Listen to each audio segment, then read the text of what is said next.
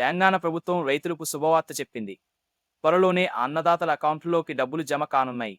ప్రతి క్వింటాల్ సమరకం వరి ధాన్యానికి 500 రూపాయల బోనస్ ఇస్తామని అసెంబ్లీ ఎన్నికల్లో కాంగ్రెస్ పార్టీ హామీ ఇచ్చిన సంగతి తెలిసిందే. అందులో భాగంగా ప్రస్తుత యాసంగి సీజన్లో నిజామాబాద్, కామారెడ్డి, నల్గొండ, సిద్దిపేట జిల్లాల్లో కొనుగోళ్లు మొదలయ్యాయి. యాసంగి సీజన్ ధాన్యం కొనుగోళ్లకు బోనస్ చెల్లించడంపై తాజాగా ప్రభుత్వం కీలక నిర్ణయం తీసుకున్నట్టు సమాచారం. తెలంగాణ రాష్ట్రంలో యాసంగి సీజన్ ధాన్యం కొనుగోళ్లు ఊపందుకున్నాయి.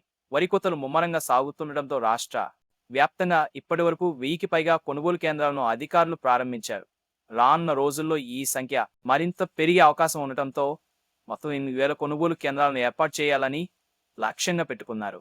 ఈసారి రాష్ట్రంలో 56.69 లక్షల ఎకరాల్లో వరి సాగు చేపట్టారు. దీని ద్వారా సుమారు 90 లక్షల టన్నుల ధాన్యం దిగుబడి వస్తుందని అధికారులు అంచనా వేస్తున్నారు. రైతుల సౌలభ్యం కోసం సన్న మరియు దొడ్డు రకం ధాన్యం కొనుగోలు చేయడానికి వేర్వేరు కేంద్రాలను ఏర్పాటు చేశారు. ఈ రబీ సీజన్లో రాష్ట్ర వ్యాప్తంగా 70.13 లక్షల టన్నుల ధాన్యం కొనుగోలు చేయాలని ప్రభుత్వం లక్ష్యంగా నిర్దేశించుకుంది. ఇందులో దొడ్డు రకం 40 లక్షల టన్నులు, సన్న రకాలు 30 లక్షల టన్నులు ఉన్నాయి. కొనుగోలు ప్రక్రియను వేగవంతం చేయడానికి అధికారులు అన్ని చర్యలు తీసుకుంటున్నారు.